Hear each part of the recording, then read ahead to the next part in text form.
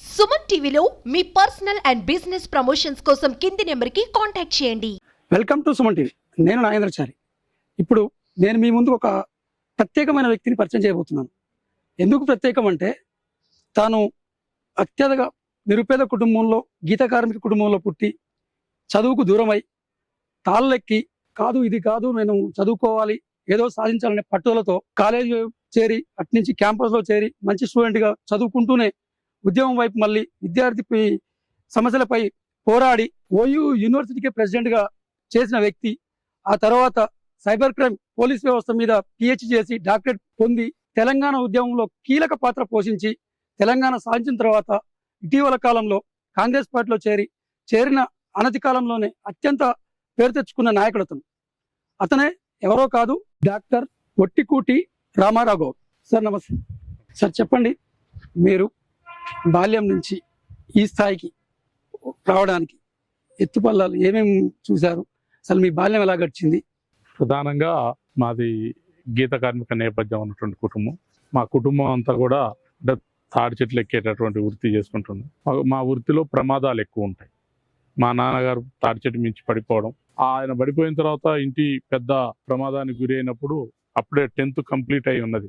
ఇల్లు పోషణ కష్టమైనటువంటి పరిస్థితిలో నాన్న వృత్తిని చేపట్టడం జరిగింది.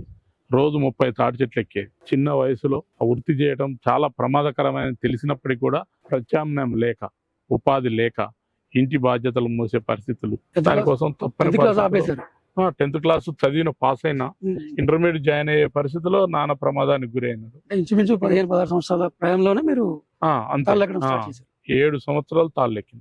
7 సంవత్సరాలు కూడా ఎంత కష్టం. రోజు 30 తాడి చెట్లు ఎక్కడం అంటే ఎటువంటి పరిస్థితి ఉంటుందో చూడండి. నా తోటి వాళ్ళందరూ చదువుకుంటుంటే నేను ఒక రోజు లొట్టి బింకి పట్టుకొని మోకు ముస్తాదు పట్టుకొని పొలంలో పోవడం అనేది చాలా కష్టంగా ఉండే. కానీ తప్పదు, ఉపాధి కడుపు నింపుకునేటటువంటి పరిస్థితులు అయినప్పటికీ కూడా చూసిన కొన్నాళ్ళు నా కళ్ళ ముందే మా చుట్టుపక్కల గ్రామాల్లో చెట్ల మించి పడి ప్రమాదానికి గురై చనిపోవడం ఇవన్నీ జరుగుతున్న తర్వాత అరే ఏదో ఒక రోజు నా పరిస్థితి కూడా ఇంతే, ఇలా బలం ఉంది కాబట్టి ఎక్కగలుగుతున్నా. కొంచెం బలం తగ్గినాడు నేను కూడా ఇటువంటి ప్రమాదం అంటే ఇంతకంటే ప్రత్యామ్నాయ బతుకులు మాకు లేవా, మా వాళ్ళు మా తాతల కాంచి ఎందుకు దీన్నే అంటే దీనికి అన్న క్రమంలో ఎడ్యుకేషన్ అనేది చాలా ఇంపార్టెంట్ అని ఒకసారి తెలుసుకున్నాం. పేపర్లు, న్యూస్ పేపర్లు ఏదైనా చదువుతున్నప్పుడు చదువు గొప్పదనం, ఎటువంటి వారి బతుకునైనా మార్చగలిగేటటువంటి అద్భుతమైనటువంటి చదువు అని తెలుసుకున్న తర్వాత చదువుకోవాలి. ఇంటికాడ పోనిచ్చే పరిస్థితి లేదు. మా నాన్న చదువుకుపోతా అంటే ఒప్పుకునే పరిస్థితి లేదు. అంటే ఆయనకు ఉపాధి కష్టమవుతుందేమో అనేదే తప్ప వేరే అని కాదు. కానీ నాకు చదవాలనే బలమైనటువంటి కోరికతో మా నాన్న కూడా తెలియకుండా ప్యాంట్ వేసుకొని ప్యాంట్ మీద లుంగి కట్టుకొని ఊరు బయటకు వచ్చి మా బాబాయ్ ఇంటి దగ్గర లుంగి వేసి ఎవరికి చెప్పకుండా బస్ ఎక్కిపోయి ఇంటర్మీడియట్ కాలేజీలో జాయిన్ అయింది. ఇలా ఎవరికి తెలియకుండా మళ్ళీ తాళ్ళు ఎక్కుతూనే మళ్ళీ తాళ్ళ టైం కురికి వస్తూ ఉంటుంది. అట్లా నడుస్తుంది. ఎక్కడికి పోతుండు మావాడని మా నాన్న ఎంక్వైరీ చేస్తున్నాడు. అక్కింటికి పోతున్నా, చిన్నమ్మింటికి పోతున్నా, పక్కూరు పోతున్నా, సినిమాకు పోతున్నా అని చెప్పినా కానీ చదువుకు పోతున్నా అంటే ఒప్పుకునే పరిస్థితి లేదు. చదువుకోవడానికి పోతే మళ్ళీ ఈ వృత్తికి నాకు ప్రత్యామ్నాయం లేదనే భయంతో ఏమో మా నాన్న గట్టిగానే వార్నింగ్. అయినప్పటికీ కూడా పోయి ఫస్ట్ ఇయరే మొత్తం చుట్టూ 40 కాలేజీలు ఫెయిల్ అయితే గవర్నమెంట్ కాలేజీలో నేను ఒక్కని పాస్ అయ్యాను. గవర్నమెంట్ కాలేజీలో హుజూర్నగర్ గౌట్ కాలేజీలో చుట్టూ 40 కాలేజీలో రిజల్ట్ 0 రిజల్ట్. ఒక్క గౌట్ కాలేజీలో అప్పటికి 10 years నుంచి రిజల్ట్ లేదు. నేను మొదటిసారిగా ఫస్ట్ క్లాస్ లో పాస్ అయినా. అందరూ అప్రిషియేట్ చేయడం. ఏ గ్రూప్ తీసుకున్నారు? కామర్స్, పోయే ఆఫీస్ అసిస్టెంట్షిప్ అని. అసలు ఏ కోర్సు తీసుకుంటున్నా కూడా తెలియని పరిస్థితి. లేటుగా పోయినా ఏదో ఒక కోర్సులో అది చేసిండ్రు. కానీ దాన్ని కూడా సక్సెస్ఫుల్ గా ఫస్ట్ క్లాస్ పాస్ అయినా. లెక్చరర్స్ అందరు కూడా అప్రిషియేట్ చేశారు. మరి ఇంటికాడ మా నాన్నకు అందరికి తెలిసింది మేవుడు అంటే కాలేజీలో ఫస్ట్ క్లాస్ వచ్చినాడు, ఎట్లా పోతాడు కాలేజీకి, ఇదేం కావాలనుకుంటూ మళ్ళీ సంతోషం వ్యక్తం చేసిండు. సంతోషంగా బాధ, నాకు చెప్పకోకుండా మళ్ళీ చదువు పోతున్నాడు అనే పరిస్థితి వచ్చినప్పుడు మా సార్లందరూ ఈ ఊరికి వచ్చి మా నాన్నని బతిలాడి, లేదు మీ పిల్లగాడు బాగా చదువుతున్నాడు, ఈ వృత్తి కాదు ఖచ్చితంగా చదివిపియండి అది ఇది అంటే నాకు ఆ డబ్బులు లేవు, నేనేం చేసే పరిస్థితి లేదు, నేను ప్రమాదానికి గురై ఉన్నా అది ఇది అంటే ఎన్నో ఇబ్బందులు పడుకుంటూ రోజుకు 3 రూపాయలే ఇస్తాను, బస్సుకు ఏమో 6 రూపాయలు ఖర్చు అవుతుంది. 3 రూపాయలు తీసుకొని ఎట్లా పోగలుగుతాం? ఒక పక్క జేబులో పెట్టుకొని ఎవరిదో సైకిల్, ఆటో, లారీ, ట్రాక్టర్ పట్టుకొని పోయి ఈ విధంగా గడిచి 2 years కాలేజ్ టాపర్ని. తర్వాత డిగ్రీ కాలేజీలో 3 years కూడా కాలేజీలో. డిగ్రీ పంపించిన ఇంకప్పుడు ఆయనకు అర్థమైపోయింది సెకండ్ ఇయర్ అయిపోయిన తర్వాత ఇక చదువుకో అనే కాడికి వచ్చింది. ఇక కుటుంబ పరిస్థితి అప్పుడు ఇన్కమ్ సోర్సెస్ ఏంటంటే టైప్ ఇన్స్టిట్యూట్లలో పనిచేసిన తర్వాత రైస్ మిల్లులలో నైట్ బూడిద ఎత్తుకుపోవడం కూలికి అది చేస్తూ ఈ ఇంటి రెంట్లు కుటుంబం నడిపించుకుంటూ సరే కొద్దిగా పొలం ఉంది అది ఉన్నప్పుడు కూడా చేసేవాళ్ళు లేరు. చేసి ఆయన ఇంటి పెద్ద కూలబడిపోయిన పరిస్థితి దాన్ని కౌలుకి చేస్తే బియ్యం రావడం ఇట్లా కొంత హార్డ్షిప్ ఎదుర్కొంటూ వచ్చినాం. చదువులో గొప్పదం తర్వాత డిగ్రీలో BCom computers first class pass KRR college Kodad. అప్పుడే అప్పటి నుంచే సరే నాకు ఇంకో గొప్ప విషయం ఏంటంటే ఈ చదువుకుంటున్న టైంలోనే ఇంటర్మీడియట్ లో ఏఎస్ఎఫ్ కాలేజ్ ప్రెసిడెంట్ గా ఉద్యమాల్లో ఆ తర్వాత డిగ్రీలో ఎస్ఎఫ్ఐ కాలేజ్ ప్రెసిడెంట్ గా ఈ వీళ్ళందరితో ఫ్రెండ్షిప్ వల్ల అన్ని రకాల కూడా కొంత చదువును చూస్తారు సమాజాన్ని కాబట్టి చూస్తూనే ఉన్నాం. దాంట్లో మీరు అట్లా చేసుకుంటూ యూనివర్సిటీకి వచ్చినాం. ఉస్మానియా యూనివర్సిటీకి వచ్చి MA LLB LLM PhD doctorate award తీసుకున్నా. సైబర్ క్రైమ్స్ లో పబ్లిక్ అడ్మినిస్ట్రేషన్ సైబర్ క్రైమ్స్ అంటే దాదాపుగా కూడా ఇప్పుడు ఉన్నటువంటి హాట్ టాపిక్ అది. ఇప్పుడు జరుగుతున్న నేరాలన్నీ కూడా ఇప్పుడు అన్ని ప్రత్యక్ష నేరాల కంటే కూడా ఈ ఆన్లైన్ క్రైమ్స్ బాగా జరుగుతాయి. చాలా టాలెంటెడ్ క్రైమ్స్ చాలా టాలెంటెడ్ క్రైమ్స్. మామూలుగా జనరల్ క్రైమ్ పిక్ పాకెటర్స్ లేకపోతే చిన్న కేసులు ఇటువంటిది అది ఉంటది. కానీ ఇది టాలెంటెడ్ క్రైమ్ అంటే బాధితునికి తెలియకోకుండా అతని అకౌంట్ లో నుంచి డబ్బులు కొట్టేయడం, బాధితుని చిన్న చిన్న వివరాలతోటి అతనికి ఉన్నటువంటి వనరులన్నీ బట్టి మొత్తం చేయడం అంటే ఆర్థిక దోపిడీ జరుగుతా ఉంది. అది ప్రత్యక్ష దోపిడీ కంటే కూడా ప్రమాదకరమైనటువంటిది. అటువంటి పరిస్థితుల్లో దీని మీద చేస్తే బాగుంటుంది అని చెప్పి అవార్డు చేశాను. దాని మీద కూడా అంటే ప్రధానంగా కూడా ఏంటంటే failures of police administration.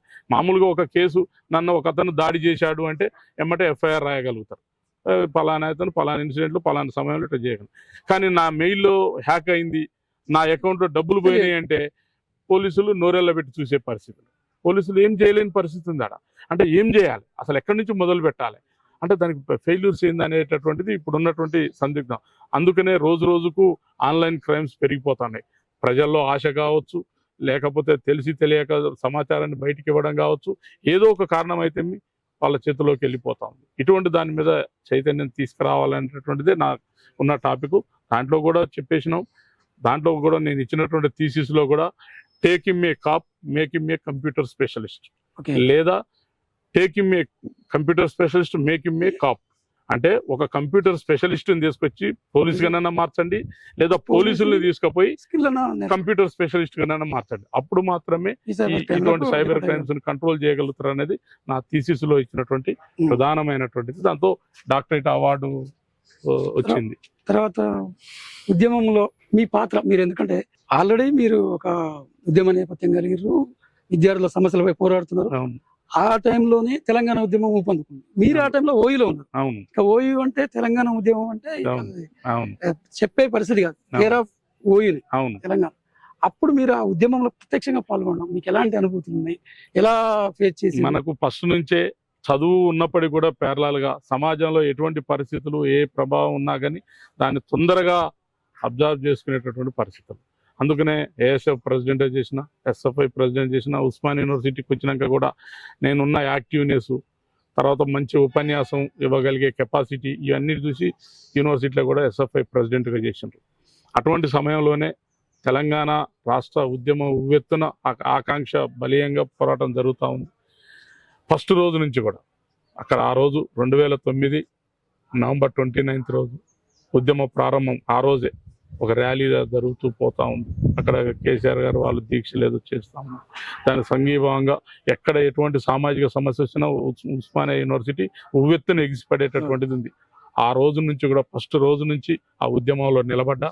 First జైలుకు పోయింది నేను బొంతు రామ్మోహన్ తెలంగాణ ఉద్యమంలో డిసెంబర్ 23వ తారీఖు నాడు.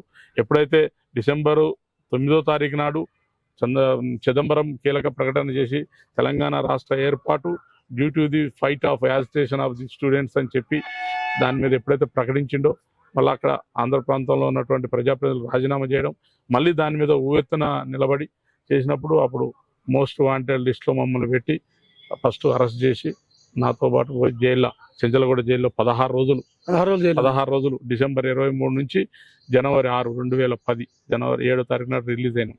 16 రోజులు ఎన్నో పీటీ వారెంట్లు కేసులు వేసి చేసి జైల్లో కూడా మా ఆకాంక్ష ఇంకా బలంగా ఉందని ప్రపంచానికి తెలియజేయాలి, ప్రభుత్వాలకు తెలియజేయాలని జైల్లో ఉంటూనే ఆమరణ నిరాహార దీక్ష కూడా చేసినాం. జైల్లో 4 రోజులు ఆమరణ నిరాహార దీక్ష చేసినప్పుడు అప్పుడు ఉద్యమ నేతలందరూ వచ్చి లేదు ఉద్యమం చేయటమే కీలకం ఉన్న టైంలో ఆమరణ నిరాహార దీక్ష చేస్తే మనం ఇంకా ఉద్యమకాలను కోల్పోయే ప్రమాదం ఉంటుంది కాబట్టి లేదు మనం హింస లేకుండా చేద్దామని చెప్పి ఆ విధంగా ఉద్యమంలో చేసాం. అప్పుడు కేసీఆర్ గారు నిమ్స్లో ఉన్నప్పుడు కూడా నా ఆధ్వర్యంలో మొత్తం టీంని తీసుకుపోయి మీకు అందరికీ పేపర్ కటింగ్స్ నేను పంపిస్తాను, అవన్నీ తీసుకుపోయి కేసీఆర్తో కూడా మాట్లాడినాం. పార్టీలు ఏవైనా కావచ్చు కానీ ఈ ఉద్యమ ఆకాంక్షను మాత్రం దెబ్బతీయకోకుండా అందరూ కాపాడాలని చెప్పి మేము మాట్లాడుకున్న ఈ విధంగా ఉద్యమంలో ప్రతి చివరి వరకు కూడా ఆకాంక్ష చివరికి లాస్ట్కు 2014 నాటికి కూడా మొత్తం రాష్ట్ర ఏర్పాటు నాటికి కూడా ఢిల్లీలో కూర్చొని అక్కడ జరుగుతున్న ప్రతి కార్యక్రమాన్ని కూడా అబ్జర్వ్ చేసుకుంటూ ఉన్నందుకు గర్వకారణంగా ఫైల్ ఆ ఉద్యమంలో ఆ మహోన్నత ఉద్యమంలో 100కు పైగా కేసులు ఎదుర్కొని కూడా నిలబడి ఒక రాష్ట్ర సాకారంలో నా వంతు పాత్ర పోషించిన నేను వచ్చినటువంటి లక్ష్యం ఏదైతే తాళ్ళెక్కుంటూ వృత్తి చేసుకుంటూ కష్టపడి చదువుకుంటూ నేను చదివిన చదువుని సమాజాన్ని చైతన్యం చేసి ఆ చైతన్యం ఒక ఉద్యమంగా మారి ఉద్యమం ఒక రాష్ట్ర ఏర్పాటుకు సాధ్యమైందంటే నాకు చాలా గర్వకారణంగా అనిపిస్తుంది.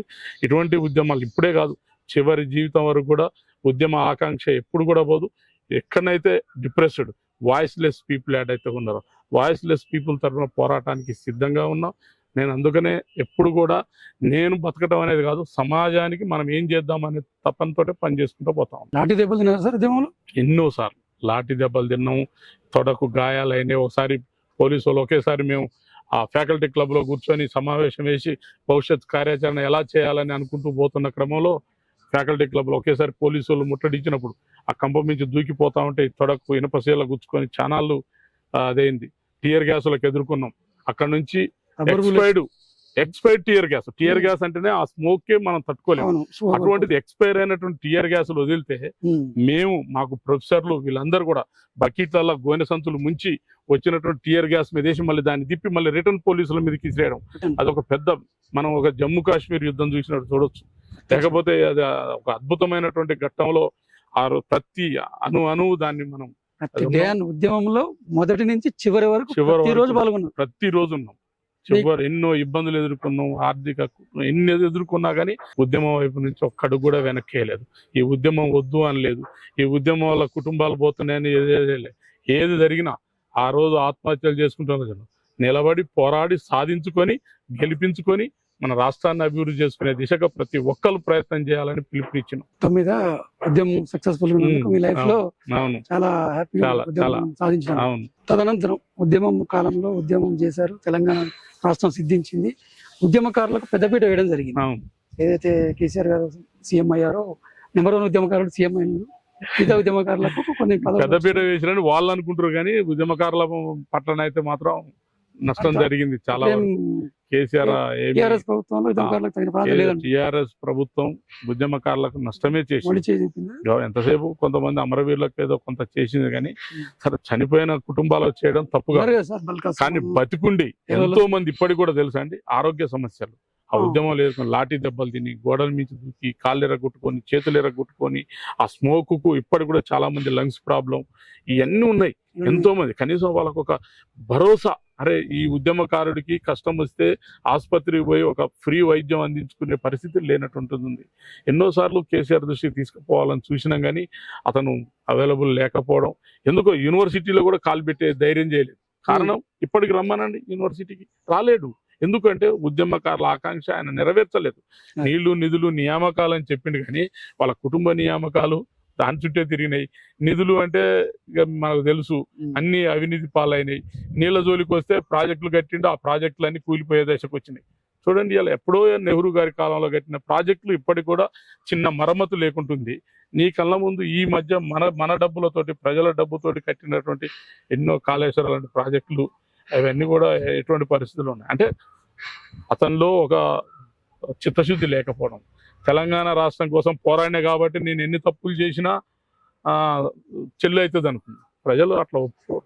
నువ్వు పోరాటం చేసినా నిన్ను గౌరవిస్తారు, కానీ ప్రజల అభివృద్ధి, ప్రజల ఆకాంక్ష నెరవేర్చకపోతే మాత్రం ఎటువంటి నాయకుడైనా కానీ చరిత్రలో కనుమరుగైతారు. ప్రజలకు అది అది ఎవరు అవును. చెప్పినా అది చెప్పకుండా ఖచ్చితంగా. అల్టిమేట్ ప్రజలే, అవును ప్రజలు తీర్పుని ఎవడు అవును చేయలేదు. అవును.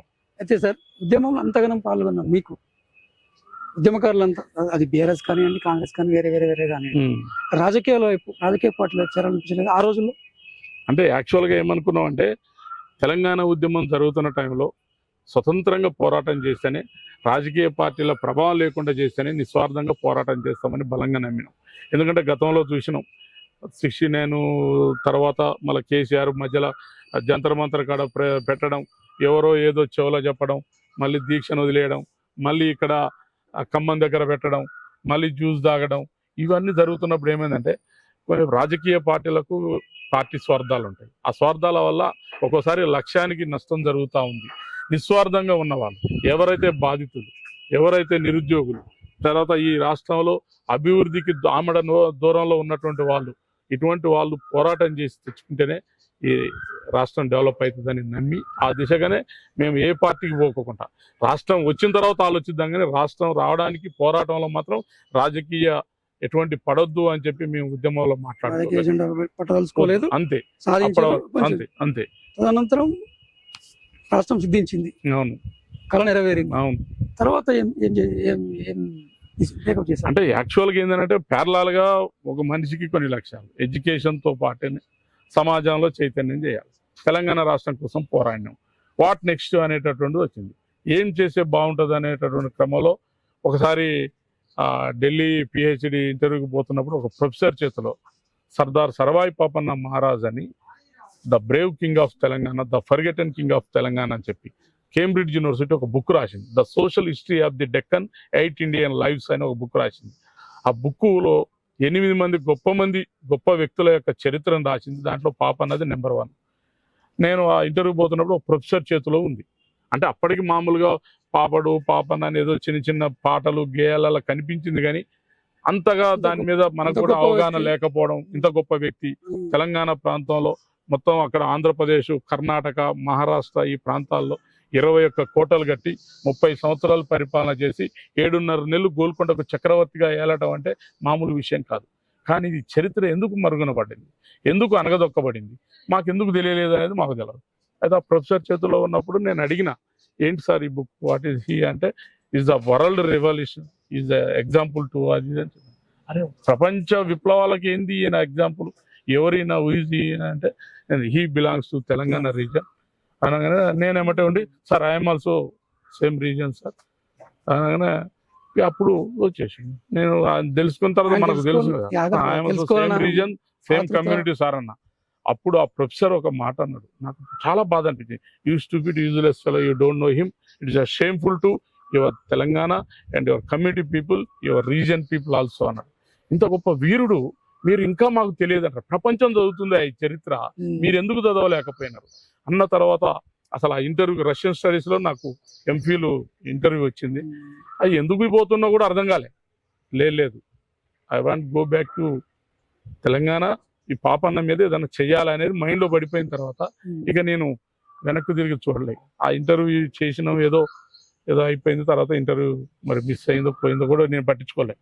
వచ్చిన తర్వాత పాపన్న చరిత్ర ఎలా చేయాలని అనుకుంటున్న క్రమంలో అప్పుడు అక్కడ ఉన్నటువంటి కొంతమంది యూనివర్సిటీ విద్యార్థి మిత్రులు, చిత్తరంజన్ గౌడ్ అని ఒక సీనియర్ స్కాలర్, ఆయన దగ్గర కూడా పాపన్న చరిత్ర ఉంది.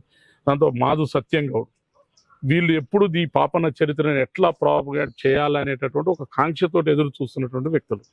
అటువంటి సమయంలో నాకు ఇక్కడ ఒక ఇన్సిడెంట్ జరిగింది. నేను కసితో రగులుతూ వచ్చిన వీళ్ళ దగ్గర ఆ చరిత్ర ఉందన్నప్పుడు వాళ్ళ దగ్గరికి పోయినప్పుడు వాళ్ళు దాని గురించి ఇంత గొప్ప వీరుడు ఇలా అని చెప్పి, కొంపెల్లి వెంకట గౌడ్ అని ఒక రచయిత, మేము ఒక నలుగురం కూర్చొని దీన్ని ఏం చేస్తే బాగుంటుంది అన్నప్పుడు దీన్ని ప్రజల్లో తీసుకుపోవాలని అప్పుడు గౌడ విద్యార్థి సంఘం, అంటే ఫస్ట్ ప్రపంచం మొత్తాన్ని తెలవడం ముందు కులంలోనన్నా తెలవాలి, ఒక వీరుడు ఉందని గౌడ విద్యార్థి సంఘంగా పెట్టిగా దాన్ని పాపులరైజ్ చేయడానికి 17 సంవత్సరాల నుంచి 2008 నుంచి ఈ సంవత్సరం 2017 రవీంద్ర భారతిలో ఎవ్రీ ఇయర్ భారతదేశ వ్యాప్తంగా ప్రముఖులందరినీ తీసుకొచ్చి పాపన్న మహారాజ్ చరిత్రని ఒక జయంతి ఉత్సవాలాగా జరుపుతుంటేనే లాస్ట్ ఇయర్ 2022లో తెలంగాణ ప్రభుత్వం దాన్ని అధికారికంగా ప్రకటించి ఓకే. పాపన్న చరిత్రకు నష్టం జరిగిందని గ్రహించి ఇప్పుడు త్వరలో మన కాంగ్రెస్ పార్టీ మేనిఫెస్టోలో కూడా జనగామ జిల్లాకు పాపన్న మహారాజ్ పేరు పెట్టబోతా ఉంది. ఇక్కడ ట్యాంక్ బండి మీద 3 కోట్లతోటి విగ్రహం పెట్టబోతా ఉంది. ఆయన పాఠ్యాంశంగా 7వ తరగతిలో పాఠ్యాంశంగా చేర్చింది. ఇవన్నీ కూడా నాకు గర్వకారణం, సంతోషంగా అనిపిస్తుంది. నేను ఒక మూలం తెలంగాణ ఉద్యమం ఎత్తుకున్నా, అది సక్సెస్ అయింది. ఇటు పాపన్న మహారాజ్ చరిత్రను తీసుకున్నా, అది సక్సెస్ అయింది. చాలా మంచిగా ఈ అనిపించింది. శ్రమకు గుర్తింపు వచ్చింది తప్పకుండా వచ్చింది. హ్యాపీగా తప్పకుండా హ్యాపీగా అనిపిస్తుంది. గౌడ విద్యార్థి సంఘం యాక్టివిటీ బాగుందా? బాగా అంటే పాపన్న మహారాజుతో పాటు తాడి చెట్ల మించి పడుతున్న కుటుంబాలకు అండగా నిలబడ్డం. కొత్త జనరేషన్, నేను బాధపడ్డా, మా నాన్న తాడి చెట్టు మించి పడితే చదివించే దిక్కులేదు. ఇంకా కొత్త జనరేషన్ ఎడ్యుకేషన్ వైపు రావాలి, ఇంగ్లీష్ ఎడ్యుకేషన్ చదవాలి. వాళ్ళు కొత్త జనరేషన్ కూడా అంటే వృత్తి తప్పు అని కాదు, కానీ అది ప్రమాదకరమైంది. ఇప్పుడున్నటువంటి మోడర్న్ పరిస్థితుల్లో ఆ వృత్తి ద్వారా వచ్చే ఉపాధి అవకాశాలు కుటుంబానికి పోషించడం కష్టమవుతుంది. ప్రభుత్వాలు కూడా నిర్లక్ష్యం చేయడం, ఈ వృత్తిని మోడరేట్ చేయకపోవడం. ఇలా చూడండి, స్వతంత్రం వచ్చిన నాడు గుండు సూది నుంచి వేరే దేశాల నుంచి దిగుమతి చేసుకున్నాం. ఇవాళ గుండు సూది నుంచి వేరే దేశాలకు ఎగుమతి చేస్తున్నాం. కానీ తాడి చెట్టు మాత్రం అక్కడే ఆగిపోయింది. తాడి చెట్టు, కొబ్బరి చెట్టు హైబ్రిడ్ అయింది, మామిడి చెట్టు హైబ్రిడ్ అయింది. తాడి చెట్టు ఎందుకు హైబ్రిడ్ కాలే? ఇవాళ మెషినరీ వచ్చినాయి. ఇవాళ భూమండలం నుంచి ఆకాశ మండలం పోయేంత గొప్ప టెక్నాలజీ వచ్చింది. కానీ తాడి చెట్టు ఎక్కడానికి ఒక మిషన్ ఎందుకు రాలేదు? లేకపోతే కళ్ళుని ప్రిజర్వ్, ఉదయం గీసిన కళ్ళు సాయంత్రానికి ఖరాబ్ అవుతుంది. కళ్ళుని ప్రిజర్వ్ చేసే టెక్నాలజీ ఎందుకు రాలేదు? అంటే దాని వెనక ఎన్నో కుట్రలు, సామాజిక కోణం కావచ్చు, రాజకీయ కోణం కావచ్చు. ఇంత పెద్ద కమ్యూనిటీ, తెలంగాణలో దాదాపు 52 లక్షల జనాభా కలిగినటువంటి కమ్యూనిటీ కాబట్టి మరి దీంతో ఏదైనా ప్రమాదం అట్లే ఉంది, వెనకబడి ఉన్నది. వృత్తులు ఇవాళ కూడా చూడండి, గ్రామాల్లో పోతే దినదిన గండంగానే బతుకుతున్నారు తప్ప ఎవరు కూడా ఇలా చూడండి. ఒక నిజంగా ఇలా 500-1000 రూపాయలు ఇస్తే కూలి పనికి రావట్లే. కానీ ఒక సీస కళ్ళు వస్తుంది అంటే 100 అడుగుల చెట్టు ఎక్కుతున్నారు. ఆ సీస కళ్ళు ఎంత అయితే 20 రూపాయలు. అంటే ఆ నుంచి ప్రమాదానికి గురి అయితే చచ్చిపోతాడు. అంటే కొమ్మలు లేనటువంటి తాడి చెట్టు ఎక్కడానికి తన ప్రాణాలని పణంగా పెట్టి వృత్తి చేస్తున్నాడు. అంటే ఆడొచ్చేది 20 రూపాయల కళ్ళే. ఒక 2 సీసాలు అయితే 40 రూపాయలు. 40 రూపాయలైనా ఒక గౌడి జీవితం, ఒక కుటుంబం 40 రూపాయల విలువైనా. అంటే దాన్ని మోడర్నైజ్ చేయకపోవడం, వృత్తిని రకరకాల కారణాలు ఉన్నాయి. ఇవన్నీ ఇంకా చాలా డీప్గా. అయితే ఇటువంటి పరిస్థితుల్లో ఇంత ప్రమాదకరమైన వృత్తి ఎదుర్కొంటుంటే మా మీద దాడులు, కించపరచటాలు, మీడియాలలో, సోషల్ మీడియాలలో, లేకపోతే టీవీలలో మా వృత్తిని కించపరిచే విధంగా. అప్పుడు కూడా ఒక ఇన్సిడెంట్ జరిగింది. అప్పుడు జబర్దస్త్ అని ఒక అతను ఉండే, జబర్దస్త్ ఛానల్లో వేణు అనేటటువంటి వ్యక్తి. అతను ఇట్లనే మా వృత్తిని కించపరిచిండు. అరే, నేను ఇంత కష్టపడుతూ ఈ వృత్తి జరుగుతుంటే, ఉపాధికి దినదిన గండంగా బతుకుతుంటే, ఎవడో ఆఫ్టర్ ఆల్ గాడు వచ్చి మా మీద, మా వృత్తి మీద మమ్మల్ని కామెంట్ చేసుడు ఏందండి? కుల వృత్తుల మీద రమ్మను అని చెట్టు అని ఆ రోజు నేను యుద్ధం చేసిన. జబర్దస్త్ లో ఒక కమెడియన్ ఉంటాడు, వేణు అనే అతను చేసిన అల్లబడేసి తొక్కినా. అప్పుడు వేణు మీద దాడి జరిగింది. నేనే అప్పుడు. దానికి చాలా పెద్ద కారణం జబర్దస్త్ ఫేమస్ ఇష్యూ అయింది. అవును, నేనే కుల వృత్తుల మీద అప్పుడు అటాక్ చేసింది నేనే. అవును, నువ్వు సమాజాన్ని నవ్విస్తా, లేకపోతే సమాజాన్ని ఆనందింపజేస్తా అని చెప్పి నువ్వు మమ్మల్ని నవ్వుల పాలు చేసే హక్కు నీకెక్కడిది? నీకు వీలైతే సహాయం చేయండి. అరే, ఇంత ప్రమాదకరమైన వృత్తి చేస్తున్నటువంటి ఈ వీళ్ళకు ఎట్లా అని చెప్పి ఒక స్కిట్ చేసి చెప్పేది వదిలిపెట్టి, ఏం రాగంలోడా, నువ్వెంత, నీ బతుకెంతరా, తెల్ల చొక్కేసుకుంటావురా, మాదయోలో 2 అంతస్తుల బిల్డింగ్ కట్టుకున్నావురా, మాదయోలో కళ్ళు దుకాణం పెట్టుకున్నావురా, నీ గడపారలారా. ఎవడండి వీడు? మనోభావాలు దెబ్బతిన్న. అంతకుముందు కూడా 2013లో కూడా ఒకసారి ఇట్లనే చేసిండు. నేను డైరెక్ట్ ఏం కొట్టలే. ఫస్ట్ ఒకసారి ఇట్లే వచ్చి, అరే నువ్వు కళ్ళు గీస్తున్నావు కదా, ఏ చేత గీసినవరా, ఏడ గోకుతున్నావేంద్రా. సహజంగా కళ్ళు వృత్తి తీస్తున్నప్పుడు మెరలు వస్తుంటాయి. ఆ మెరలు ఒంటి మీద పడ్డప్పుడు తీయగుంటది కాబట్టి కొద్దిగా ఎలర్జెటిక్ గా అనిపిస్తుంది, బంక ఉండి. నువ్వు దాన్ని కించపరిచినట్టు ఇట్లా గీసినవా, ఇట్లా గోకినవా అని మాట్లాడితే ఒకసారి నేను డైరెక్ట్ ఈటీవీ ప్రిన్సిపల్ సార్ ఉండే, నేను ఇంతకుముందు ఈనాడు జర్నలిస్ట్ గా పనిచేసిన కాబట్టి నాకు ఆ ఛానల్ మీద గౌరవం ఉండి ఆ సార్ ఫోన్ చేసిన, సార్ ఇట్లా కుల వృత్తుల్ని కించపరచడం మా మనోభావాలు దెబ్బతింటున్నాయి, అలా చేయడం కరెక్ట్ కాదు సార్, అది ఇది అంటే వాళ్ళు అట్లా చేసారు, ఇంకోసారి రాకుండా చూసుకుంటా అని వార్నింగ్ ఇచ్చిన. నేను ఒకటే చెప్పిన, సార్ ఒకసారి చెప్పిన, నా బాధ్యత, ఎందుకు ఆ ఛానల్ మీద నాకు గౌరవం ఉంది కాబట్టి చెప్పిన, ఇంకొకసారి రిపీట్ అయితే ఇంకా చెప్పను సార్ అని చెప్పిన. అప్పుడే ముందే చెప్పారు, ఒకసారి 1 సంవత్సరం ముందు చెప్పిన, ముందు వార్నింగ్ ఇచ్చారు, నెక్స్ట్ Warning ఊరుకోనని ఇచ్చారు. కూడా చెప్పారు. నెక్స్ట్ ఊరుకోనని కూడా అప్పుడే చెప్పిన. చెప్తా లేదు రామారావు ఇంకోసారి ఆ మిస్టేక్ జరగదని చెప్పాను. సరే అని చెప్పి నేను మళ్ళీ 2014లో సేమ్ రిపీట్ అయింది. ఇంకా ఘోరంగా గౌడమైల కళ్ళు అమ్మడం అంటే అసలు మీరు ఒక్కసారి నిజంగా కూడా చరిత్ర, తాడి చెట్టు మీదకి పోయినటువంటి గౌడు గురుత్వాకర్షణ శక్తికి దూరం అవుతాడు. దూరం అయిన తర్వాత మళ్ళీ కళ్ళు తీసుకొని నేల మీదకి వచ్చినప్పుడు దాదాపు 2-3 నిమిషాలు మళ్ళీ గురుత్వాకర్షణ కనెక్ట్ కాక ఇట్లా ఒక రకమైన అది వస్తుంది. అప్పుడు ఒక శ్రామిక మహిళగా భర్తకు అండగా పోయి చెట్టుకాడి పోయి ఆయనకు సపోర్టెడ్ గా బరువుని తీసి పక్కకు పెట్టి ఆయనను మళ్ళీ స్టెబిలైజ్ చేయడానికి పనిచేస్తుంది. అట్లా శ్రామిక మహిళగా పనిచేస్తుంది. ఆయన తాళ్ళెక్కి వస్తాడు, మళ్ళీ వచ్చి ఇది వంచాలి, లొట్టు గడగాలంటే కష్టమవుతుంది. కాబట్టి మనం ఉపాధి వెళ్ళట్లేదు, ఇంకా కూలీలను పెట్టుకొని లొట్లు గడిగించుకునే స్థితి లేదు. కాబట్టి ఇంట్లో ఉన్న కుటుంబమే కూలీలాగా పని చేసుకుంటాం. వృత్తి భర్త కళ్ళు తీస్తుంటాడు, భార్య లొట్లు గడగడం, సపోర్ట్ చేయడం, ఎవరికన్నా వస్తే అందియడం, నేను పలానా చెట్టుకు పోతున్నా కానీ గిరి కొద్దిగా పలానా ఆయన వస్తే ఇయ్యమ్మా అని చెప్పి పోవడం, ఇది మా వృత్తి. నువ్వు దానికి ఆమెను మహిళను కించపరిచినట్టు, ఆమెను అగ్లీగా చూపించడం, ఇవన్నీ జరిగింది. చూసేసరికి ఇక తట్టుకోలేకపోయాను. ఒక ఉద్యమకారుడుగా జరుగుతున్న పరిణామాలు, ఇప్పటికే వృత్తి కోల్పోయి ఉపాధి కోల్పోయి నేను స్వయంగా నేను ఆ వృత్తిని స్వయంగా కష్టపడి ఎక్కి చూసి ఆ ప్రమాదాన్ని కళ్ళతో చూసిన వాడిని నేను ఎట్లా భరిస్తా? ఇంకో తెలవని వాళ్ళు అయితే ఎవడో ఏదో అనుకున్నారులే అనుకుంటారు. నేను ఆ పెయిన్ అనుభవించిన 2 రోజులు అసలు అన్నం తినలే నేను. వాడికి బుద్ధి చెప్పకోకుండా మీకు ఎలా దొరికాడు? మీరు ప్రయత్నం చేసినాం, ఆ నెంబర్ దొరికింది. దొరికిన తర్వాత ఇక నేను కొడతారా అంటే వస్తాడు, లేకపోతే మనం ఇప్పుడు నా టెక్నిక్ నాకు ఉన్నది. నేనేం చేసినా, మాకు నాగోల్లో ఒక స్కూల్ ఉందండి, your best comedian in Telugu film industry అని చెప్పి నేను ఫోన్ చేయగానే ఓకే ఇన్వైట్ చేయడం అన్న, మా స్కూల్లో ఒకటి సెలబ్రేషన్స్ ఉన్నాయి, నేను ఇన్వైట్ చేయాలనుకుంటున్నాం, your best comedian in Telugu film industry, so I want to invite you for అనగానే can you bear for our 50,000 can you bear అన్నాడు. ఆయనది గంటకి 50,000 అంట.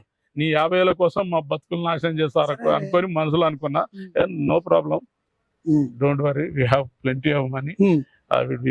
అంటే tomorrow morning 10 o'clock you come to film chamber with part payment అన్నాడు. No full payment తో వస్తున్నా అని చెప్పిన. ఫుల్ పేమెంట్ తో వస్తున్నా అని చెప్పి తెల్లారి మన వాళ్ళందరినీ, యూనివర్సిటీ విద్యార్థులను కొంతమంది ఎందుకైనా మంచిదని నేనే వీడియో కెమెరా పెట్టించుకున్నా. ఎందుకంటే నాకు జరిగిన అవమానం ఇంకే కుల వృత్తికి జరగదు. అప్పటికే మహిళల్ని కించపరచడం, కులాలను కించపరచడం, కుల వృత్తులను కించపరచడం, ఎంతో మంది హైకోర్టులలో కేసులు వేయడం, ఇవన్నీ జరిగినాయి. నేను తర్వాత స్టడీ చేసిన ఏంటి వీడియో అసలు ఎందుకు ఇట్లా కుల వృత్తుల మీద దాడి చేయడం. ఒక వృత్తి బతకాలంటే ఎంత కష్టమైందో ఆ వృత్తి చేస్తున్న కుటుంబాల దగ్గరికి పోతే తెలుస్తుంది ఎందుకు ఇలా చేస్తున్నా. నేను కొంత స్టడీ చేసిన తర్వాత as he must be punish, ఇతన్ని జరగాల్సిందే అనుకున్నాం అని చేయని తెల్లారి వచ్చిన తర్వాత ఫిల్మ్ ఛాంబర్ దగ్గర పిలిపించాం. అప్పటికైనా ఏమన్నా అతనిలో ఏమైనా మార్పు ఉందేమని మా గౌడ మహిళ రాజకుమారి గౌడ నుండే, ఏంది నాన్న వచ్చి కారు అద్దం దించిండు. దించితే ఆమె ఉంది, నాన్న నువ్వు ఇట్లా కుల వృత్తుల్ని మహిళల్ని కించపరచడం కరెక్ట్ కాదు కదా, అట్లా ఎట్లా అంటావు నువ్వు అని ఆమె అన్నది. అన్నప్పుడు మరి అప్పటికైనా పశ్చాత్తాపడి ఏమమ్మా పొరపాట్ల నేను చేశాను, ఇక నేను చేయనంటే సరే మేము కూడా అంత చేయబోతాం. సాకలోలు, మంగళోలు, లంబాడోలు, బొచ్చడి కులాల గురించి చేసినాం, వాళ్ళకు రాని కోపం నీకు వచ్చిందా అన్నాడు. ఒక్కరి పక్క గురించి చుట్టుపడి కోటినా రారా నాకు కూడా నేనే ఇక మొత్తం మనోళ్ళందరూ ఎగబడి డోర్ల నుంచి గుంజి వాని ఇక కిడ్నీలు గుద్ది పడేసినాం. అంటే బాధ ఏంది, నువ్వు వ్యక్తివి, నా వ్యవస్థ దెబ్బతింటుంది, నా అస్తిత్వం దెబ్బతింటుంది. నాలాగా ఎంతో మంది ఆ ప్రమాదాన్ని, ఇప్పుడు మా నాన్న చెట్టు మించి పడ్డాడు, ఆ కుటుంబం కూలబడిపోయినట్టే. ఒకసారి చెట్టు మించి ఒక కుటుంబం కింద పడితే 25 సంవత్సరాలు ఆ కుటుంబం మళ్ళీ కోలుకోదు. అటువంటి కుటుంబాన్ని సెలబ్రిటీ ఎవరితోటే యుద్ధం చేస్తాం. నా అస్తిత్వం ఆత్మగౌరవం దెబ్బతింటది అంటే ఎవరితోటే యుద్ధం చేస్తా. వాడు సెలబ్రిటీ ఇంకోడో కాదు అంటే చట్టం ఏమన్నా సెలబ్రిటీలు సపరేట్ సెక్షన్లు ఇచ్చిందా, మీరు ఎవరినైనా తిట్టవచ్చు ఎవరినైనా చేయొచ్చు అని చట్టంకి ఏమన్నా వీళ్ళేమన్నా అతీతులా? ఎవరైనా చట్టానికి లోబడే ఉండాలి. నీ ఇష్టం వచ్చినట్టు నీకు మీడియా ఛానల్ చేతిలో ఉందని చెప్పి ఇష్టం వచ్చినట్టు చేస్తానంటే ఎట్లుంటది? ఇక బాగా గట్టిగానే గట్టిగానే కేసులు కదా సార్? కేసులు అయినాయి. కేసుల కోసం కాదు, ఇక్కడ మా ఆత్మగౌరవం దెబ్బతింది. ఓకే. ఇలా తీవ్రవాద ఉద్యమాలు ఎందుకు జరుగుతున్నాయి? ఆ. ఎందుకు జరుగుతున్నాయి? ఏదో ఒక అస్తిత్వం దెబ్బతిన్నాకనే అందులో నుంచి కొంతమంది కొత్త యాంగిల్లో వస్తుంటారు. ఇలా నన్ను నువ్వు తయారు చేసింది నువ్వే. నీవు కించపరిచే మాటలతోటి నన్ను ఏం రాగంలోడా నువ్వెంత నీ బతుకు అంతేలేండి. పోయింది. కేసు పెట్టి జైలుకని నేను సిద్ధమని చెప్పేసిన. అప్పటికి డీజీపీ దగ్గరికి పోయింది ఐష్. కొద్దిగా ఈ నాగబాబు వాళ్ళు ఈ కమిడియన్స్ అంతా పోయి ఊహా అని కూడా పోయినరు. పోయి మా ఒక నవ్వించే వాళ్ళ మీద ఏడిపిస్తారా అది ఇది అని ఏదో టైటిల్ పెట్టుకొని వాళ్ళ చేతిలో ఛానల్ ఉన్నాయి కాబట్టి 100 చేసుకుంటూ పోయిన నా మీద రౌడీ షీటర్ పెట్టాలి ఇతను పెద్ద అది ఇది ఉద్యమగా ఏదేదో చెప్పడానికి పోయినారు. పోతే నిజంగా కూడా చట్టాన్ని అద్భుతంగా అమలు చేసేటటువంటి గొప్ప ఆఫీసరు అప్పుడున్న అనురాగ్ శర్మ గారు, డీజీపీ గారు. అద్భుతమైనటువంటి మనిషి. ఆయన ఒకటే మాట అన్నాడు, ఒక కులం ప్రత్యక్షంగా ఎందుకు దాడి చేయడానికి వచ్చింది? మరి మీరు కమెడియన్స్ అని అందరికీ తెలుసు ప్రపంచానికి, ఎందుకు దాడి చేయాల్సి వచ్చిందని చెప్పి డైరెక్ట్ అసలు ఏంటి ఆ వీడియో నాకు తెప్పియండి అన్నారు. వీళ్ళు ఏం చేశారంటే తెలివిగా ఆ పాత వీడియోని డిలీట్ చేసి దాంట్లో ఉన్న అభ్యంతరకరమైన కంటెంట్స్ అన్ని కట్ చేసి అలా మళ్ళీ అప్లోడ్ చేసుకుని వచ్చారు, రీఎడిట్ చేసి సీడ్ చేసుకుని వచ్చారు. నేను కూడా జర్నలిస్ట్ ఫ్యామిలీ నుంచే వచ్చిన, నేను ఇంత చదువుకున్నా, ఇన్ని ఉద్యమాలు చూసిన, ఇటువంటి నువ్వు ఎత్తుగడ చేస్తావని నాకు తెలియదా? నేనేం చేసినా వాని మీద దాడి చేయడానికి ముందే మొత్తం పాత ఆ వీడియోని మొత్తాన్ని ఒక 10 సీడీలు చేసి భద్రపరచుకొని పెట్టుకున్నాను. ఎందుకంటే నన్ను నేను కాపాడుకోవాలి కదా, మళ్ళీ అది కూడా ఉంటది కదా. నేను ఎందుకు కొట్టిన అనేది సమాజానికి, ఇప్పుడు ఆయనకో ఈయనకో కాకపోయినా చట్టానికి చెప్పాలి, ఈ ప్రపంచానికి కూడా చెప్పాలి. నేను పెట్టిన 10 సీడీలు పెట్టి ఆ సీడీ ఎమ్మటే ఒక ఆఫీసర్ ఉండి రామారావు గౌడ్ ఇచ్చిన సీడీ చూడండి సార్. ఇక దాన్ని చూసిన తర్వాత సార్ కూడా చాలా యాంగ్రీ. ఏమయ్యా మీ చేతిలో మీడియా ఉంటే కుల వృత్తులు కనిపించవా? ఒక వృత్తి చేయాలంటే ఎంత కష్టమో మీకు తెలుసా? టీవీ కాడ రంగులు వేసుకొని ఎగిరినట్టు అనుకుంటారా? గౌడ జనాభా, వాళ్ళ కులము, ఆ కష్టాలు నీకు తెలియదా?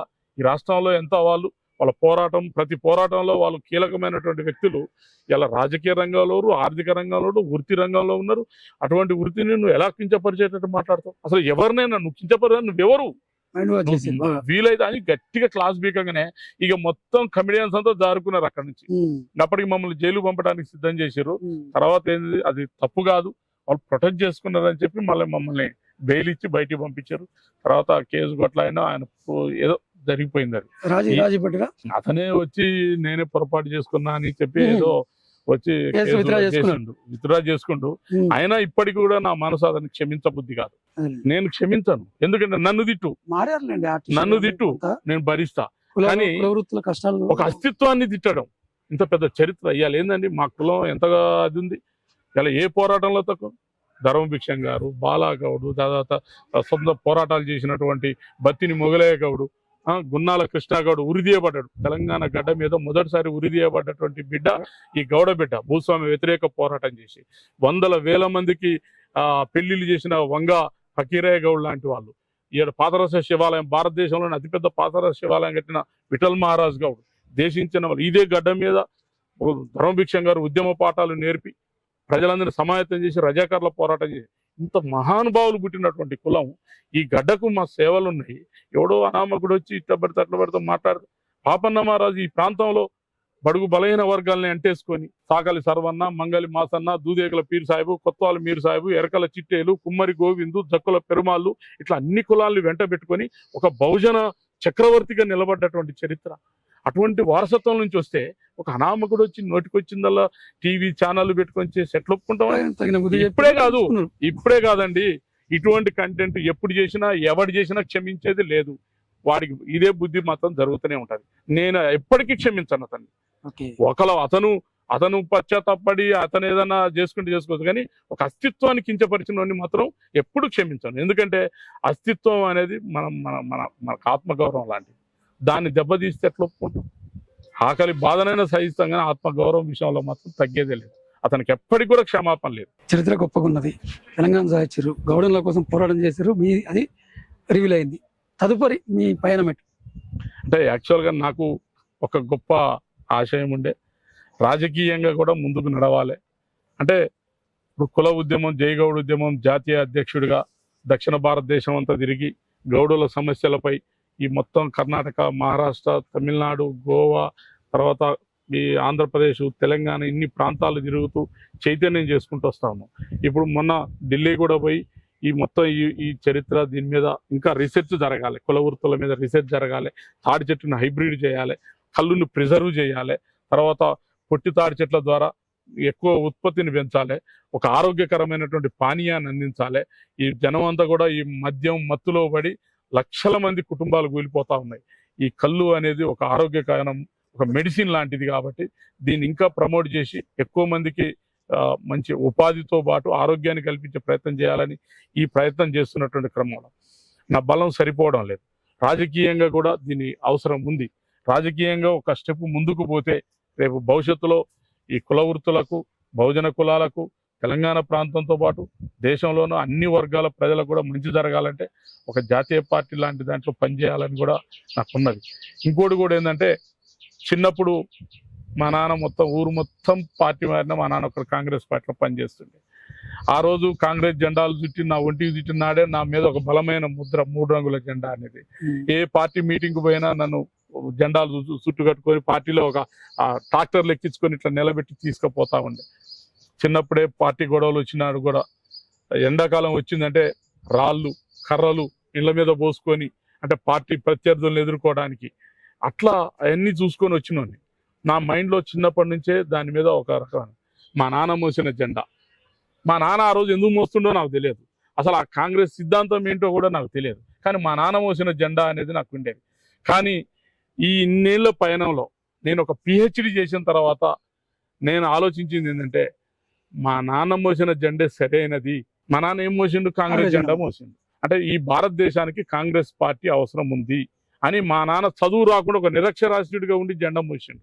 నేను పిహెచ్డి చదివిన తర్వాత తెలుసుకుంది ఏంటంటే, ఈ భారతదేశానికి అద్భుతమైనటువంటి ఒక ప్రజాస్వామ్య విలువలు కలిగినటువంటి ఒక సమాజాన్ని నిర్మాణం చేయాలనేటటువంటి ఒక కాంక్ష కలిగినటువంటి కాంగ్రెస్ పార్టీ మంచిది, దీన్నే అని చెప్పి మళ్ళీ నేను మన మహేష్ కుమార్ గౌడ్ వర్కింగ్ ప్రెసిడెంట్ వారు, మా సోదరులు నన్ను నిత్యం ఎప్పుడు నువ్వు కాంగ్రెస్ పార్టీలోకి వస్తావు, నువ్వు రాజకీయ రంగ ప్రవేశం చేయాలని ఒక దశాబ్దం నుంచి నా వెంట పడుతున్నటువంటి మాధు సత్యం గౌడ్ సోదరులు వీళ్ళిద్దరూ వారి సహకారంతో స్వయంగా సీఎం రేవంత్ రెడ్డి గారి సమక్షంలో కాంగ్రెస్ పార్టీలో చేరినాం.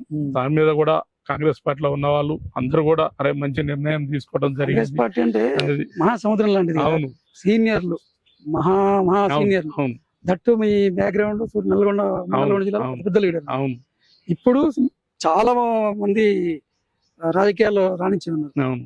మిమ్మల్ని మీ రాకని హర్షించారా? మిమ్మల్ని ఎలా రిసీవ్ చేసుకున్నారు? అంటే అప్పటికే రామారావు గౌడ్ అనేటటువంటిది ఏంటో సమాజానికి తెలుసు. ఫస్ట్ నుంచి కూడా కళ్ళు గీత వృత్తి కష్టాలు చూసుకుంటూ బడుగు బలైన వర్గాలకు యూనివర్సిటీలో పూలే ఉత్సవాలు చేపించడం, యూనివర్సిటీ పోరాటాలు ఒక పక్క తెలంగాణ కోసం పోరాడుతూనే మళ్ళీ అన్ని రకాలుగా వాటిలో కూడా పార్టిసిపేషన్ ఉంది. ఒక మంచి నిర్ణయం తీసుకుంటే ఇప్పటివరకు ఏ జెండా మోయాలి. ఆ రోజు మా ఇంటి దగ్గర నుంచి బయటికి వెళ్ళినాడు ఏ జెండా అయితే మెడలో ఉందో అంత షాడోగా అదే జెండా ఉన్నట్టే మైండ్ లో. అవును. తర్వాత ఇప్పటికీ నేను ఒక దాదాపు మా ఇంటికాడ నుంచి 96 లో బయటికి వెళ్ళిన, ఇప్పటికి హైదరాబాద్ లో ఉండబట్టే 25 సంవత్సరాల దగ్గర కావచ్చు. ఇక్కడ మొత్తం యూనివర్సిటీ చదువు అన్ని, తర్వాత హైకోర్టు అడ్వకేట్ గా ప్రాక్టీస్ కూడా 5 years చేసిన, తర్వాత త్వరలో సుప్రీంకోర్టు ప్రాక్టీస్ కూడా వెళ్ళబోతా ఉన్నాం. ఇవన్నీ కూడా ఏంటంటే voice of the voiceless people, ఇది నా ఎయిమ్. ఎవడైతే బాధితుడికి గొంతుక లేదో అతని తరఫున నా వాయిస్ వినిపించాలనేది నా లక్ష్యం. దాంట్లో కాంగ్రెస్ పార్టీ అనే ఒక విలువలు కలిగినటువంటి ప్రజాస్వామ్య పార్టీ, తర్వాత ఒక అడ్వకేట్ గా మనం భవిష్యత్తులో పోవాలనేది. అయితే తక్కువ కాలం జాయిన్ అయినాక కూడా వెంటనే ఎంతో మంది కూడా అప్రిషియేట్ చేసిరు. అందరు కూడా ఒక మంచి నిర్ణయం తీసుకొని ఇలాంటి రావడం చాలా మంచిదని అందరూ చేశారు. వెంటనే కూడా అప్పుడు ఎంపీ ఎలక్షన్స్ వచ్చినాయి. ఎంపీ ఎలక్షన్స్ రాగానే గౌడ కమ్యూనిటీలో బాగా పట్టున్నటువంటి వ్యక్తి, రాష్ట్ర వ్యాప్తంగా అతను గుర్తించిన వాళ్ళు లేరు, అటువంటి వ్యక్తిని ఒక ఏరియాకు ఇన్ఛార్జిగా చేయాలని చెప్పి అప్పుడు Bhuvanagiri election management committee coordinator కూడా నన్ను అపాయింట్ చేశారు కాంగ్రెస్ పార్టీ తరఫున. చేస్తే తప్పకుండా దానికి న్యాయం చేశాను. ఆ ప్రాంతంలో ఉన్నటువంటి వాళ్ళకు కూడా వ్యక్తిగా కూడా ఇప్పుడు భారతదేశం ఒక ప్రమాదకరమైన మతతత్వ సిద్ధాంతంలో పడింది. ఎంతసేపు కులాల మధ్య చిచ్చు, మతాల మధ్య చిచ్చు, ప్రాంతాల మధ్య చిచ్చు పెట్టేటటువంటి పద్ధతులు ఈ భారతదేశానికి సరికావు. భారతదేశం అనేది ఏ ఒక్క వ్యక్తి చేతిలో నుంచి పుట్టింది కాదు. 540 రాజ్యాలు కలిస్తే భారతదేశంగా ఆవిర్భవించింది. అలా ఉన్నటువంటి 540 రాజ్యాల్లో అలా ఆ రోజు ముస్లిం రాజ్యాలు ఉన్నాయి, హిందూ రాజ్యాలు ఉన్నాయి, క్రిస్టియన్ రాజ్యాలు ఉన్నాయి, జైన రాజ్యాలు ఉన్నాయి, బౌద్ధ రాజ్యాలు ఉన్నాయి, జొరాస్ట్రియన్స్ ఉన్నాయి, రకరకాల రాజ్యాలు ఉన్నాయి. ఈ అన్నిటిని కూడా ఆనాడు నెహ్రూ గారు, తర్వాత గాంధీజీ, తర్వాత వల్లభాయ్ పటేల్ వీరందరూ కూడా అఖండ భారతదేశ నిర్మాణం జరగాలంటే మీ భాషకు నష్టం జరగకుండా, మీ భావజాలానికి నష్టం జరగకుండా, మీ ఆత్మగౌరవానికి నష్టం జరగకుండా అందరినీ సమానంగా చూసే ఒక మంచి రాజ్యాంగం తయారు చేసుకొని దాంట్లో ప్రజాస్వామ్యం, సోషలిజం, సెక్యులరిజం అని అన్ని మతాలు సమానమే, ఏ మతానికి వ్యతిరేకం కాదు, ఏ మతానికి అనుకూలం కాదు అనేటటువంటి ఒక చట్టం తయారు చేసుకొని బ్రహ్మాండంగా పరిపాలన ఇప్పుడు ఇన్నేళ్ల నుంచి జరుగుతూ ఉంటే, ఇప్పుడు వస్తున్నటువంటి నరేంద్ర మోడీ ప్రభుత్వం ఎంతసేపు ముస్లింలను తిడదామా, క్రిస్టియన్లను తిడదామా, వీళ్ళని ఎట్లా విడదీద్దామా అనేటటువంటి పద్ధతులు వస్తుంటే, నేను ఒక సామాజిక ఉద్యమకారుడిగా అన్ని వర్గాలు క్షేమంగా ఉండాలి, అందరికీ మంచి జరగాలని కోరుకున్న వ్యక్తిగా నేను పోయి ఇటువంటి సంకుచితమైనటువంటి పార్టీలో నేను ఇమడలేనని భావించి, అటువంటి విలువలు కలిగిన పార్టీ ఏది అంటే మా నాన్న మోసిన జెండే అని నాకు బలంగా నమ్మిన కాబట్టి కాంగ్రెస్ పార్టీలోకి వచ్చిన. సక్సెస్ఫుల్గా ఎంపీ భువనగిరి అభ్యర్థిని గెలిపించాం. అది కాగానే మళ్ళీ ఎలక్షన్ మేనేజ్మెంట్ కమిటీ భువనగిరి ఇన్ఛార్జిగా మళ్ళీ ఎమ్మెల్సీ తీన్మార్ మల్లన్న గెలుపు కోసం కూడా ప్రయత్నం చేయాలని చెప్పి మళ్ళీ అపాయింట్ చేస్తే, అవన్నీ కూడా అపాయింట్మెంట్ లెటర్లు మీకు పంపిస్తాను. అయ్యా అపాయింట్ చేస్తే అతన్ని కూడా గెలిపించుకొని, అంటే రెండు సార్లు బాధ్యతలు తీసుకున్న ఇద్దరిని కూడా గెలిపించడానికి నా వంతు పాత్ర, మొత్తం నేనే అని కాకపోయినా నేను నా వంతు భాగంగా నిలబడ్డా. నాకు ఒక నమ్మకం, కాంగ్రెస్ పార్టీలో భవిష్యత్తులో మనలాంటి వర్గాలకు మంచి ప్రాధాన్యత దక్కుతుంది, అన్ని వర్గాలకు సమాన న్యాయం దక్కేటటువంటి ఒక ఎజెండా రాహుల్ గాంధీ గారు. వారు రాహుల్ గాంధీ గారి గురించి మాట్లాడితే ఒక రాజ్యాంగం చదివినట్టే ఉంటది. ఒక రాజ్యాంగం తీస్తే అబ్బా ఈ సెక్షన్ మాకు ఉపయోగపడుతుంది, ఇది మాకు ఆయన స్పీచ్ వింటుంటే కూడా రాహుల్ గాంధీ గారిని అసలు ఒక రాజ్యాంగం చదువుతున్నట్టే ఉంటది. అంత డెమోక్రటిక్ గా, అంత ఇవాళ ఏందండి, ఆ రోజు ఎప్పుడో 11వ 12వ శతాబ్దంలో శంకరాచార్యులు లాంటి వాళ్ళు భారతదేశాన్ని ఆ మూల నుంచి ఇంకెవరైనా తిరిగిరా? ఇలా 4 మూలలు భారతదేశాన్ని తిరగగలిగినటువంటి ఒక తత్వవేత్త లాగా ఎంత ఇవాళ మనం గట్టిగా 10 కిలోమీటర్లు నడిస్తే మళ్ళీ వారం రోజులు లేవం.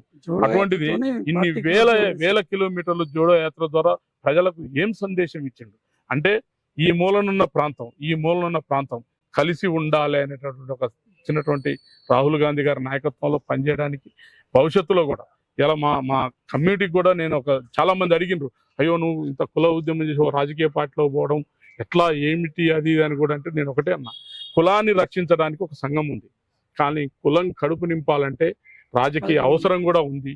దాని కులం కడుపు నింపాలంటే అధికారం వైపు నిలబడితేనే రేపు మన వర్గాలకు ఫలాలు అందుతాయి.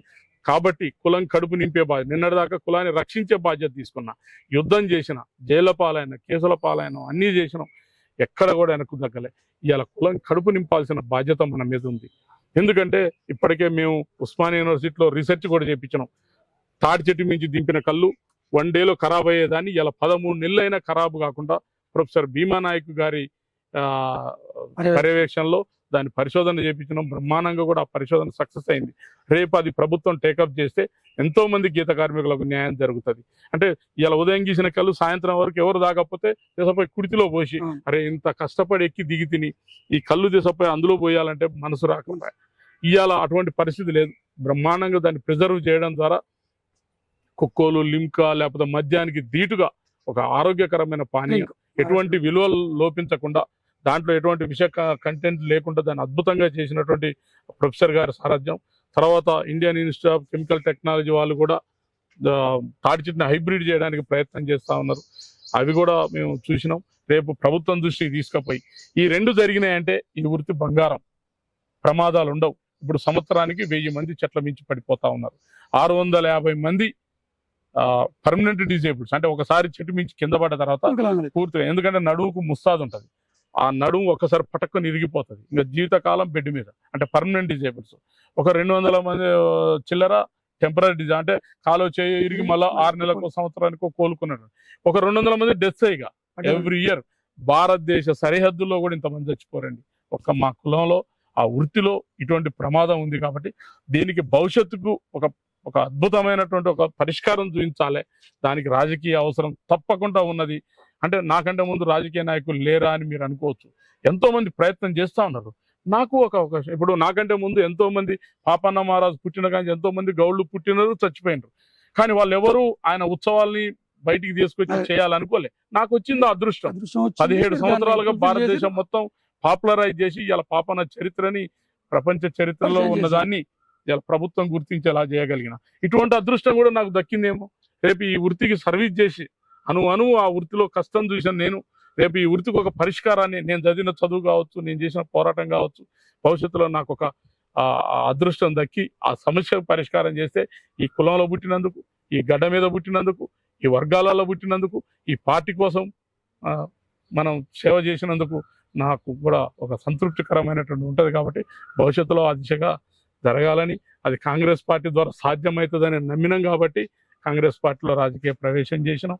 పార్టీలో ఉన్న వాళ్ళు కూడా రేవంత్ రెడ్డి గారు కూడా చాలా సౌమ్యంగా, చాలా బ్రహ్మాండంగా రిసీవ్ చేసుకోవడం, మాట్లాడే పద్ధతులు, వాళ్ళకి ఎటువంటి అంటే ఒక కాంక్షతో వచ్చినటువంటి నాయకుడు రేవంత్ రెడ్డి మామూలుగా కాదు. అతను ఎంత తపనతోటి యుద్ధం చేసి ఇలా ఒక అట్ట స్టేజ్ పోతున్నటువంటి కాంగ్రెస్ పార్టీని మళ్ళీ తీసుకొచ్చి ఇవాళ ప్రపంచం అంతా మళ్ళీ కాంగ్రెస్ పార్టీ వైపు చూసేలాగా చేసిండు. అద్భుతమైన నాయకుడు. అంటే అక్కడ రాహుల్ గాంధీ గారి సారథ్యం, ఇక్కడ మా రేవంత్ రెడ్డి గారు, మహేష్ కుమార్ గౌడ్ గారు, ఇటువంటి వారి సారథ్యంలో తప్పకుండా మాలాంటి వాళ్ళకు మంచి జరుగుతుంది. మేము ఈ సమాజానికి, నేను పుట్టిన వర్గాలకు మంచి జరుగుతుందని బలంగా నమ్ముతాం. ఇదండి రామారావు గౌడ్ గారి విజయగాథనే చెప్పాలి. ఎందుకంటే చదువుకోలేని పరిస్థితి నుంచి 7 సంవత్సరాలు చదువుకు దూరం అయ్యి తాటి చెట్లు ఎక్కుతూ మళ్ళీ తిరిగి చదువుకొని తను అనుకున్న లక్ష్యాన్ని ఏదైతే అనుకుంటున్నావో వాటిని చేరుకునే వరకు విశ్రమించకుండా వాటిని సాధించిన వ్యక్తి రామారావు గౌడ్. ఇప్పుడు ప్రస్తుతం రామారావు గౌడ్ గారి లక్ష్యం గౌడ జాతి కడుపు నింపే బాధ్యత, గౌడ జాతి డెవలప్మెంట్ బాధ్యత తీసుకున్నారు. అందులో భాగంగానే కాంగ్రెస్ పార్టీలో చేరారు. కాంగ్రెస్ పార్టీ కూడా అతనికి గ్రాండ్ వెల్కమ్ పలికింది. తాను అనుకున్న లక్ష్యాలన్నీ సాధించుకుంటూ వస్తున్న రామారావు గౌడ్ గారు తదుపరి టార్గెట్ కూడా అతి త్వరలో రీచ్ అయ్యి కాంగ్రెస్ పార్టీలో మంచి భవిష్యత్ పొందాలని మనము ఆశిద్దాం. Thank you.